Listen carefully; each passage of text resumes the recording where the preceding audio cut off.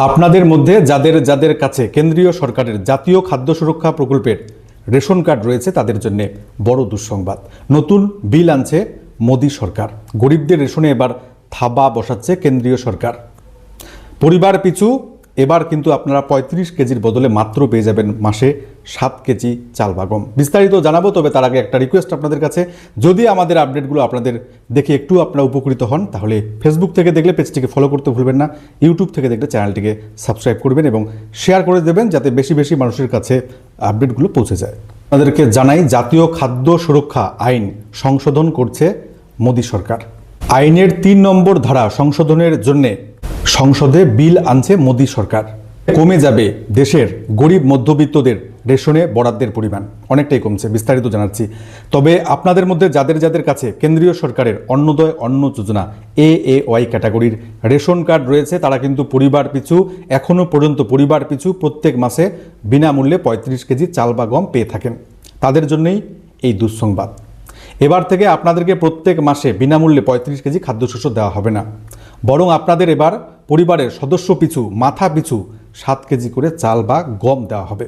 তাহলে দেখুন, আপনার পরিবারে যদি 3 জন সদস্য থেকে থাকে তাহলে 3 × 7 = 21 কেজি আপনি প্রতি মাসে এবার খাদ্যশস্য চাল বা গম পেয়ে যাবেন। আগে কি পেতেন? আগে পেতেন 35 কেজি। যদি আপনার পরিবারে 4 জন সদস্য থেকে থাকে তাহলে AAY ক্যাটাগরি রেশন কার্ড থাকলে আপনারা এখন পেয়ে যাবেন 4 × 7 = 28 কেজি চাল বা গম প্রত্যেক মাসে বিনামূল্যে। সেক্ষেত্রেও আপনার কিন্তু প্রত্যেক মাসে 7 কেজি করে কম চাল বা গম পাচ্ছেন। এখানেই শেষ নয়, আরও একটি গুরুত্বপূর্ণ আপডেট রয়েছে। যদি আপনার পরিবারের সদস্য সংখ্যা 7 জন হয়ে থাকে তাহলে মাথা পিছু 7 কেজি করে আপনার কত কেজি? 49 কেজি প্রত্যেক মাসে খাদ্যশস্য পাবার কথা, সেটা কিন্তু হবে না। সেক্ষেত্রে 35 কেজির গণ্ডি কিন্তু বেঁধে দেওয়া হয়েছে।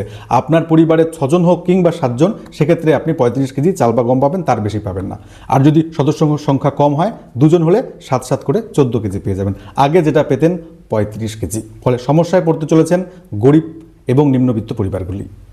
এই বিষয়টি নিয়ে ইতিমধ্যে সরব হয়েছেন all India fair price shop dealers ফেডারেশনের সাধারণ সম্পাদক বিশ্বম্ভর বসু। তিনি জানিয়েছেন এটা একেবারে জনবিরোধী বিল, গরিব বিরোধী। এতে কেন্দ্রের খাদ্যশস্য বিতরণ করে রেশন দোকানদাররা যে কমিশন পায় সেটা একেবারে কমে যাবে। উপার্জনে আঘাত আসবে রেশন ডিলারদেরও। এই ব্যাপারে প্রধানমন্ত্রীকে ইতিমধ্যে তিনি চিঠি লিখবেন বলে জানিয়েছেন।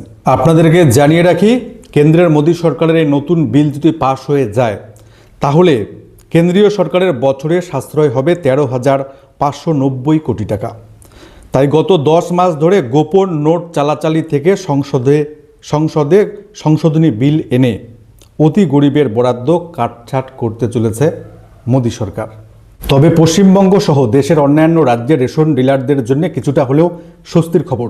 রেশন ডিলাররা এবার থেকে কুইন্টাল পিছু কমিশন, রেশন ডিলারদের কুইন্টাল পিছু কমিশন 10 টাকা বৃদ্ধি করা হলো। পাহাড়ি অঞ্চলের উত্তর পূর্ব ভারতের রেশন ডিলারদের কমিশন কুইন্টাল পিছু 15 টাকা বৃদ্ধি করলো মোদী সরকার।